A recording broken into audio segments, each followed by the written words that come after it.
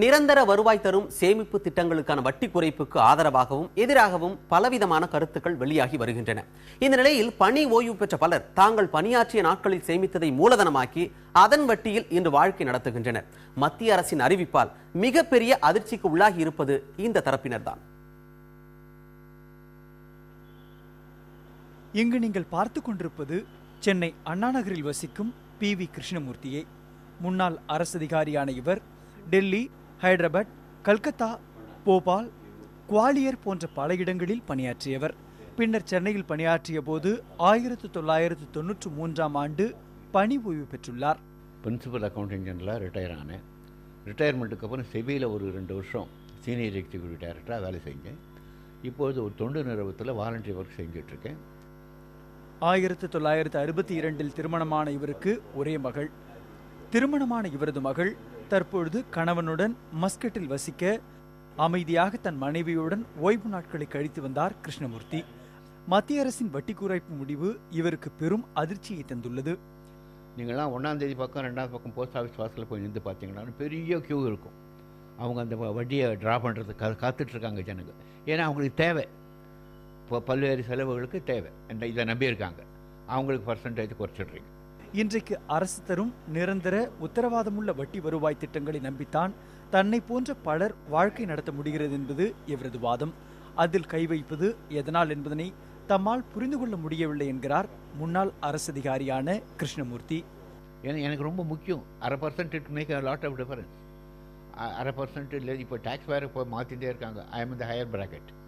அதனால் இதையும் குறைச்சிட்டு அதையும் இன்க்ரீஸ் பண்ணால் கொஞ்சம் கஷ்டமாக தான் இருக்கும். அரசின் முடிவால் தன்னை போன்றவர்களது வருவாய் குறைந்தால் மாற்று வாய்ப்புகள் எதுவும் இல்லாமல் அதை எப்படி சமாளிப்பது என்பது அவரது கேள்வி. தன்னை போல் அல்லாமல் சாதாரண பணியிலிருந்து ஓய்வு பெற்றவர்களின் சேமிப்பு குறைவாகத்தான் இருக்கும். அதற்கு கிடைக்கும் வட்டியை கொண்டு கணவன் மனைவி என இருவர் வாழ்வதே சவாலாக உள்ள நிலையில் அதன் மீது விழுந்துள்ள வெட்டு அநீதி என்பது கிருஷ்ணமூர்த்தியின் கருத்து. அதோடு பற்றாக்குறை விரட்டுவதால் பலர் தடமாறி சென்றுவிடவும் அதனால் சிக்கலில் மாட்டிக்கொள்ளவும் வாய்ப்புள்ளதாக நம்புகிறார் கிருஷ்ணமூர்த்தி.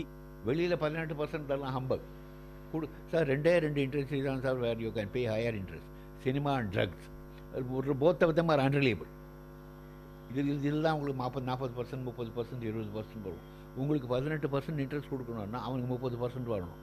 ஏர் கண்டிஷனர், ஆஃபீஸ், அதுக்கெல்லாம் 30% எங்கேருந்து வரப்போகுது? அவர் சிட் ஃபண்ட் ஆசாமிகிட்ட கேட்டாராம், என்னையா 20% லேட்லாம் கொடுக்குறே, இது உனக்கு எந்த பிஸ்னஸில் வருதுன்னு கேட்டார். தம்பி அப்படி இல்லை, டெபாசிட்டருக்கு வட்டி லாபம், எனக்கு அசல் லாபம். நான் எங்கே அசலை கொடுக்க போகிறேன்? 5-6 வருஷம் வாங்கிட்டு சுருட்டிட்டு போயிட போகிறேங்கிறான். அதனால் அந்த சோர்ஸ் ஆஃப் இன்வெஸ்ட்மெண்ட்டை கம்ப்ளீட்டாக மூவ் பண்ணிடணும். அதுக்கு கவர்மெண்ட் சோர்ஸ் தான். பணி ஓய்வு பெற்ற பெரும்பாலானவர்கள் தங்களது பணிக்கொடை உள்ளிட்ட தொகையை PPF எனப்படும் பொது வருங்கால வைப்பு நிதி திட்டத்தில்தான் முதலீடு செய்கிறார்கள் என்பதும் அதற்கு காரணம் இருக்கிறது என்பதும் கிருஷ்ணமூர்த்தியின் கருத்து. PPF is the most attractive investment. அதில் எக்ஸாம்ட் இருக்கு தெரியும் எனக்கு. Investment is exempt, withdrawal is exempt, investment is interest is exempt. What is wrong? கவர்மெண்ட்டுக்கு அவ்வளோ லாஸ் இருக்குன்னு எனக்கு தோணல. இருந்தால் கூட இது சோஷியல் செக்யூரிட்டி.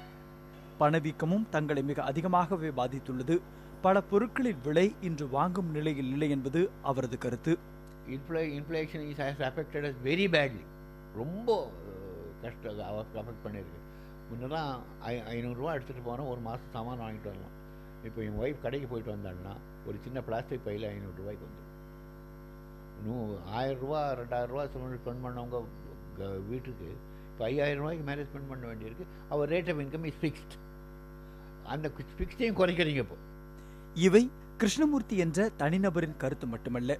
நாட்டின் பல பகுதிகளில் வசிக்கும் ஏராளமான நலிந்த மூர்த்திகள் சந்திக்கும் பிரச்சனைகளின் வடிகால். இவர்களது நியாயமான தேவைகளை உணர்ந்து வருமான வரி விதிப்பில் மூத்த குடிமக்கள், மிக மூத்த குடிமக்கள் என பிரித்து கூடுதல் சலுகை அளிப்பது போல இந்த சேமிப்பு திட்டங்களுக்கு வட்டி வழங்குவதிலும் சிறப்பு சலுகை தர பரிசீலிக்கலாம் என ஒரு கருத்து முன்வைக்கப்படுகிறது. அரசு கவனத்தில் கொள்ளுமா? புதிய தலைமுறைக்காக செய்தியாளர் வேல்சங்கர் உதவியுடன் சந்திரன்.